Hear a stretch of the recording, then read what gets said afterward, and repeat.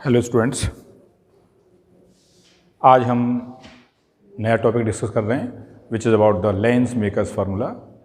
Last video में हम लोगों ने बात करी थी रिफ्रैक्शन थ्रू स्फेरिकल सरफेसेस और आपको एक इम्पॉर्टेंट रिजल्ट वहाँ मिला था विच relates the reflective indices, the object distance, the image distance and the focal length, and the relation what was the relation and the radius of curvature. So you have mu1 over minus u plus mu2 over v equals to mu2 minus mu1 over r. The relation we already have derived in the last video.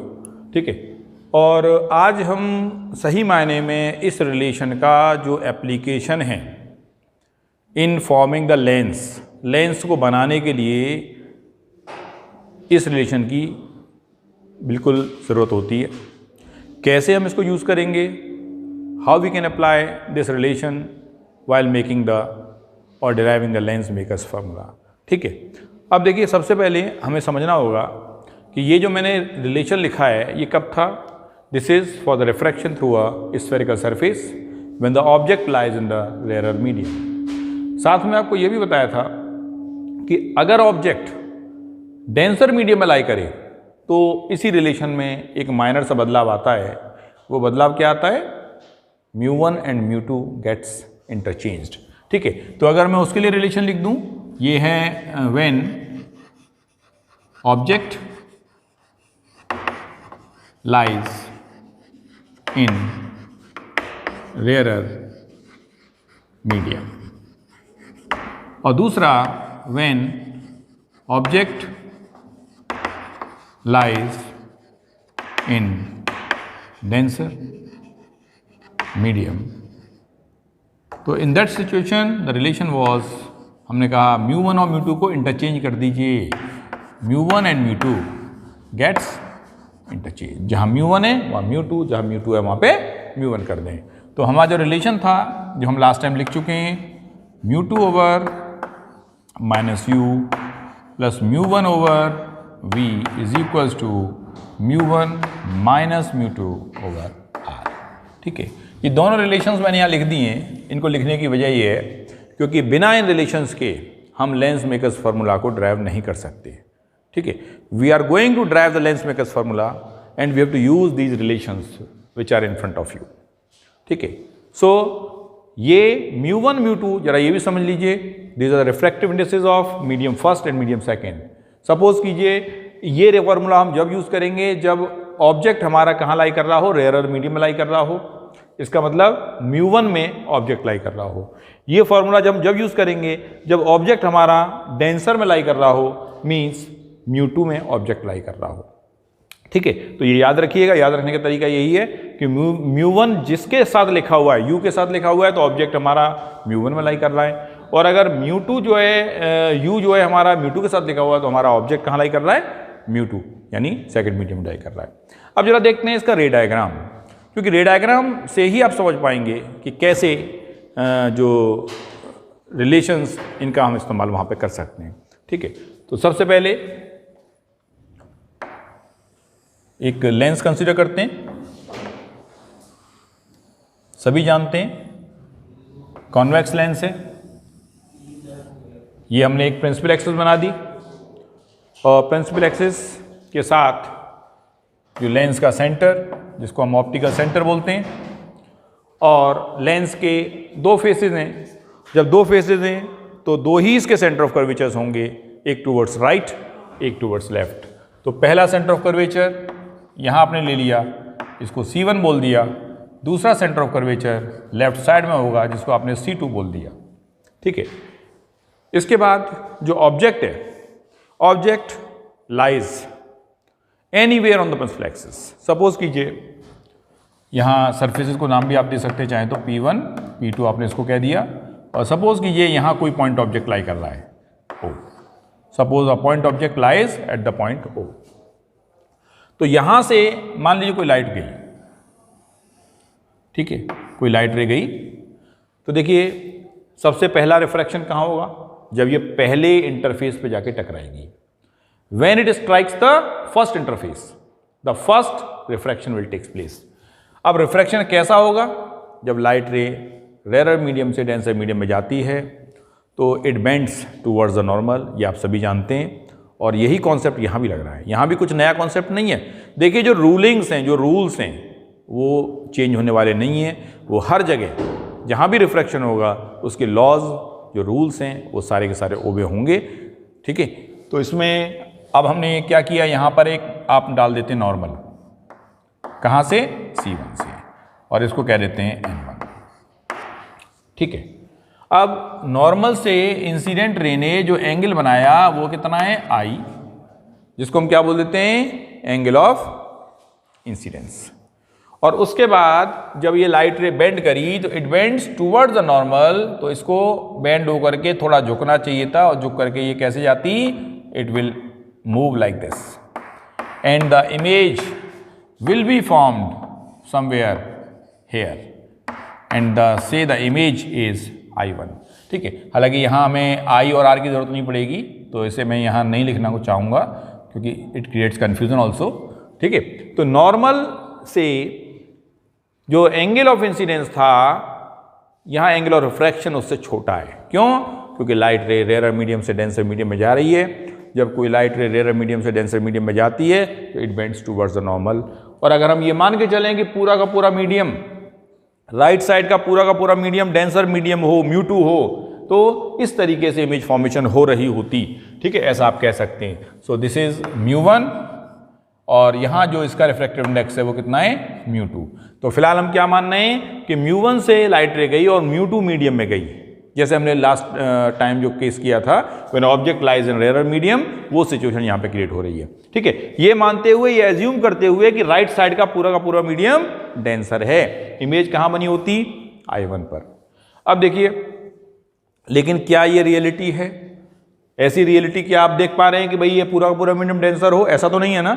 हमने माना है ना, केवल माना है, तो इसलिए image भी कैसी है, टेम्परेरी। ठीक है, वर्चुअल।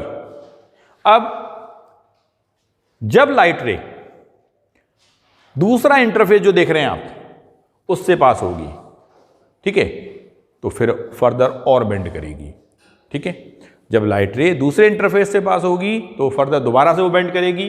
कैसे बेंड करेगी, उसको देखने के लिए हम क्या मान सकते हैं। मान लीजिए यहाँ पर ये नॉर्मल होता, जिसको आप C2N2 कह सकते थे, और C2N2 जो नॉर्मल है उसके अकॉर्डिंगली लाइट रे,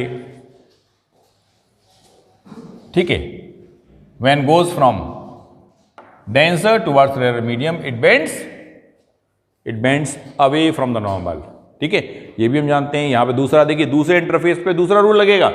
अब लाइट रे कहाँ से कहाँ जा रही है, डेंसर से रेयर मीडियम में जा रही है, और जब डेंसर से रेयर में जाएगी तो किधर मुड़ना चाहिए उसको, अवे फ्रॉम द नॉर्मल। तो हमारा देखिए नॉर्मल मैंने आपको समझाने के लिए बना दिया है। तो लाइट रे ऐसे जा रही थी, नॉर्मल से दूर की तरफ जाएगी, इसका मतलब ये थोड़ी सी बेंड करके ऐसे आ जाएगी, और हम कह देंगे final image is formed at I। Final image is formed at I। ठीक है, तो ये बात समझ में आ रही है। अच्छा, अब ताकि कंफ्यूजन ना हो जिस समय आप डिराइव करें, तो एक काम करता हूँ मैं, ये जो पार्ट्स आपको दिखाई दे रहे हैं नॉर्मल वाले, जो मैं इनको रब कर दे रहा हूँ यहाँ से। ठीक है, बाकी कुछ नहीं है, समझाने के लिए बनाए थे। अब मैं इसको हटा दे रहा हूँ ताकि आपको डेरिवेशन करते वक्त किसी तरीके का कन्फ्यूज़न ना रहे कि ये इतनी सारी रेज कहाँ से आ गई। तो उससे बचने के लिए हमने इनको हटा दिया है। समझ आपके आ चुका है। ठीक है, तो देखिए ये लाइट रे जो ऐसे गई थी, यहाँ जा कर के ऐसे बेंड कर गई। ठीक है, अब ऑब्जेक्ट डिस्टेंस कितना होता है, u होता है। और देखिए लेंस बहुत थिन है, तो P1 और P2 बहुत नज़दीक होंगे C के, तो इसको आप क्या लेंगे, u। This is the object distance. ठीक है, इसके बाद पहले इंटरफेस के लिए इमेज कहाँ बनी थी, I1 पर। तो I1 तक की दूरी कितनी हो गई, V1। इंटरमीडिएट इमेज है, तो इंटरमीडिएट इमेज को हम फाइनल इमेज नहीं कह सकते। ठीक है, तो उसको हमने क्या माना, V1। राइट साइड जो C1 है यहां से यहां तक की दूरी r1, रेडियस ऑफ कर्वेचर, और in the same manner here also you have r2. So r1 r2, ठीक है, μ1 μ2 u, and final image is formed at I, and this distance is say v. ये डिस्टेंस कितनी आ गई? v आ गई. तो इस तरीके से हमने डिफरेंट पोजिशंस पर जो डिस्टेंसेस हो सकती हैं वो सभी डिस्टेंसेस को यहाँ पे मेंशन किया हुआ है. ठीक है, I think it is clear. Okay, अब देखिए हम करने क्या जा रहे हैं. जो फॉर्मूले हमने लास्ट वीडियो में ड्राइव किए थे, जो मैंने यहाँ सामने आपके लिखे हुए हैं, we have to apply these formulas in this figure. ठीक है, इसको अप्लाई ऐसे थोड़ी या उठाओ लिख दो, ऐसे अप्लाई नहीं करना है. अप्लाई करने का तरीका है. सपोज कीजिए इस लेंस को मैं एक्स वाई कह देता हूं. If this lens is x y, अगर लेंस हमारा एक्स वाई है तो इसकी पहली सरफेस हो गई एक्स पी वन वाई. ठीक है, और दूसरी सरफेस हो गई x p two y. First surface is x p one y and the second surface is x p two y. अब रिफ्रैक्शन हमको 1 by 1 करना है, पहले पहली सरफेस से और फिर दूसरी सरफेस से. So for refraction through first interface, for refraction through first interface. अगर पहले इंटरफेस से रिफ्रैक्शन दिखाएं तो ये फॉर्मूला हमें यूज करना है. तो वो सेम फॉर्मूला हम यहां रिपीट करते हैं. You have μ1 over minus u with sign. जैसा साइन में लगा हुआ है फॉर्मूले में वैसा ही लगाना है. अपनी तरफ से कोई नया साइन कन्वेंशन यहां इंपोज नहीं करना है. ठीक है, प्लस μ2 ओवर v. देखिए v पहले इंटरफेस के लिए जो इमेज बनी वो कहां बनी? I1 बनी. तो I1 तक की दूरी कितनी है? V1. तो हम v की जगह क्या लिखेंगे यहां पे? V1. तो यहां आप लिख देंगे V1 is equal to μ2 minus μ1 over R. R means इस सरफेस के लिए जो रेडियस ऑफ कर्वेचर है वो कितना है? R1. तो यहां पे आप लिख देंगे R1 and say this is equation number 1. ठीक है, समझ में आ रही बात? एक बार फिर देखिए, हमने इस फॉर्मूले का इस्तेमाल किया है और पहले इंटरफेस पे किया है. पहले इंटरफेस के लिए जो ऑब्जेक्ट था वो u डिस्टेंस पे था, जो इमेज बनती वो I1 पे बनी, जो रेडियस ऑफ कर्वेचर है वो R1 है. इन सभी पैरामीटर्स को आप अगर इस रिलेशन के अंदर यूज करते हैं तो हमें जो फाइनल रिजल्ट मिलने जा रहा है वो ये मिलने जा रहा है. ठीक है, तो यह आपकी, इसको कह दिया आपने, दिस इज इक्वेशन नंबर 1. ठीक है, अच्छा, अब देखिए इसके बाद क्या करें. अब हमें थोड़ा चीजों को समझना होगा. अब होगा क्या कि जो पहले इंटरफेस की वजह से जो इमेज बनी, that image acts as a virtual object for the second interface. So now I1 acts as a virtual object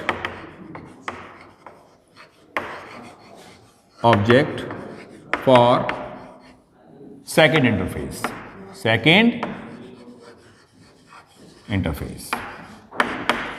I1 acts as a virtual object for the second interface. अब second interface हमारा कौन सा है? XP2Y. That is XP2. अब देखिए एक बात और समझ लेते हैं कि इस बार जो ऑब्जेक्ट है वो कौन ऑब्जेक्ट डायरेक्ट कर रहा है? I1. तो जो u डिस्टेंस था वो किससे रिप्लेस हो जाएगा? V1 से. ठीक है, सो फॉर्मूला जो हमारा क्या होगा, देखिए यू हैव फॉर्मूला μ2, क्योंकि इस बार ऑब्जेक्ट हमारा कहाँ लाई कर रहा है? ऑब्जेक्ट रे कहाँ लाई कर रही है? डेंसर मीडियम में. पहुंच कर रही है रेयरर मीडियम में. तो यहां से डेंसर टू रेयरर मीडियम के लिए हम फॉर्मूला कौन सा यूज करेंगे? दिस वन, जिसमें μ1 और μ2 आपस में आपने इंटरचेंज किया था. तो μ2 ओवर माइनस यू की जगह क्या लिखेंगे? V1 minus V1. माइनस फॉर्मूले से u को हमने रिप्लेस कर दिया V1 से, plus μ1 over V. How much is V? v जो हमने यूज करा है यहाँ पे वो कितना है, फाइनल इमेज। दूसरे इंटरफेस के लिए फाइनल इमेज बन रही है i, जिसका डिस्टेंस है v। तो μ1 over v is equals to, this is μ1 minus μ2 over r, μ1 minus μ2 over r। r की जगह क्या लेंगे, r2, μ1 माइनस μ2 ओवर। देखिए मैं फिर कह रहा हूं, we are not using any sign convention here, we are writing directly the results from the known formulas. ठीक है, तो अब ये दो रिलेशंस हमारे पास हैं and say this is equation number 2। इसे मान लेते हैं second equation. So equation second. अब देखिए फर्स्ट और सेकेंड इक्वेशन को अगर आप ध्यान से देखें तो इसमें बहुत बड़ा वेरिएशन नहीं है, और हम एक चीज़ जरूर देख सकते हैं कि यहाँ पर लिखा हुआ है μ2 ओवर v1 और यहाँ लिखा हुआ है μ2 ओवर माइनस v1। ठीक है, so if we add equation first and second, so on adding equation first and second, जब दोनों इक्वेशंस को आप ऐड करेंगे तो देखो क्या मिलने जा रहा है, μ1 over minus u plus μ2 over v1 minus μ2 over v1 plus μ1 over v is equals to μ2 minus μ1 over r1, μ2 minus μ1 over r1 plus μ1 minus μ2 over r2। ठीक है, ये मिल जाएगा। So you have this relation. अब देखिए यहां पर μ2 ओवर v1 और μ2 ओवर माइनस v1 ये दोनों कट जाएंगे, कैंसिल आउट हो गए। तो हमारे पास क्या बचा, this will implies you μ1 over minus u plus μ1 over v is equals to, just take μ2 minus μ1 common from both these two, you have μ2 minus μ1 1 over r1 minus 1 over r2। ठीक है, ये आपको मिल जाएगा। एंड से फर्दर क्या करें, और अब यहां से आप μ1 कॉमन ले लीजिए और μ1 को इसके नीचे ले आते हैं, तो आपको मिल जाएगा 1 over minus u, 1 over minus u plus 1 over v equals μ2 minus μ1 over μ1 and outside the bracket 1 over r1 minus 1 over r2 and say this is equation number third. इसको हम तीसरी इक्वेशन, थर्ड इक्वेशन कह सकते हैं। ठीक है, तो हमने क्या किया, पहली सरफेस से, पहली इंटरफेस से रिफ्रैक्शन दिखाया, ये रिजल्ट आ गया। दूसरे इंटरफेस से रिफ्रैक्शन दिखाया, ये रिजल्ट आ गया। दोनों इक्वेशंस को ऐड किया, सिंप्लीफाई किया, ये रिजल्ट आ गया। यहां तक हम पहुंच चुके हैं। ठीक है, ओके। अब देखिए ज्यादा कुछ नहीं रह गया है, अब क्या करना है हमको। अब मैं ऐसा करता हूं, ये फिगर हटा दूं, लेट मी रब दिस, क्योंकि इसकी जरूरत अब ज्यादा नहीं है। अब समझते हैं, now if object lies at infinity, object lies at infinity, image is formed at focus। अगर ऑब्जेक्ट इन्फिनिटी पर लाई करता है लेंस के केस में, तो इमेज कहाँ फॉर्म होती है, फोकस पे। ठीक है, इट मीन्स, इसका मतलब क्या हुआ, if u equals to infinity, object कहां लाई किया, इन्फिनिटी पे, तो इमेज कहां फॉर्म हुई, फोकस पे। ठीक है, तो इसका मतलब इमेज डिस्टेंस कितना हो गया, फोकल लेंथ के बराबर। तो अब देखिए हम क्या कर सकते हैं भाई, जो हमारा जो रिलेशन है इक्वेशन नंबर 3, उसमें हम u को इन्फिनिटी से और v को f से रिप्लेस कर सकते हैं। ठीक है, so equation third will implies 1 over minus infinity plus 1/f is equals to you have mu2 minus mu1 over mu1 into 1/r1 minus 1/r2। ठीक है, 1/infinity को हम 0 कह सकते हैं और यहां से हमें क्या मिल जाएगा finally 1/f is equals to, अब देखिए mu2/mu1 को आप लिख सकते हो 1 mu2 या खाली mu लिख सकते हो minus mu1/mu1 is 1/r1 minus 1/r2 is the final result you have, which we simply call as the Lenz-Makers formula। यही फॉर्मूला है जिसको हम ड्राइव करने जा रहे थे, इसी फॉर्मूले को हम क्या बोल देते हैं, Lenz-Makers फॉर्मूला बोलते हैं। बहुत इंपॉर्टेंट फॉर्मूला है और देखिए डेरिवेशन आए ना आए लेकिन न्यूमेरिकल जरूर आते हैं इसके ऊपर, तो आपको और ध्यान से इसको समझना है और कैसे हम इसको अप्लाई कर सकते हैं न्यूमेरिकल्स में वो भी हम इसके बाद में डिस्कस करेंगे। ठीक है, इसके बाद इस फॉर्मूले से काफी कुछ सीखने को मिलता है। How it can be applied, किस टाइप के क्वेश्चन इससे आ सकते हैं।